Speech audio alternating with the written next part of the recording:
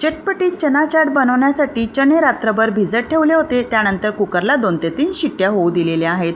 छान सॉफ्ट असे चणे आपले शिजलेले आहे। यामध्ये एक बारीक चिरलेला कांदा, बारीक चिरलेला टोमॅटो आणि एक बारीक चिरलेली काकडी घातलेली आहे।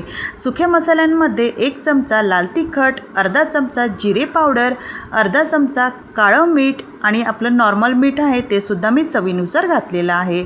त्यानंतर अर्धा चमचा चाट मसाला घातलेला आहे। यामध्ये आपण छान टेस्ट येण्यासाठी चिंच गुळाची चटणी सुद्धा 1 चमचा घालणार आहोत। तुम्हाला जास्ती आवडत असेल तर प्रमाण तुम्ही वाढवू शकता। 1 चमचा हिरवी चटणी जी आपण सँडविचसाठी किंवा चाटसाठी बनवतो ती सुद्धा मी घातलेली आहे।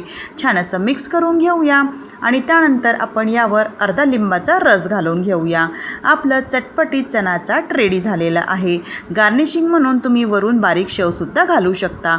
बारीक चिरलेली कोथिंबीर घातलेली आहे। आपलं चना चाट रेडी झालेला आहे। भेटूया नेक्स्ट व्हिडिओमध्ये। बाय।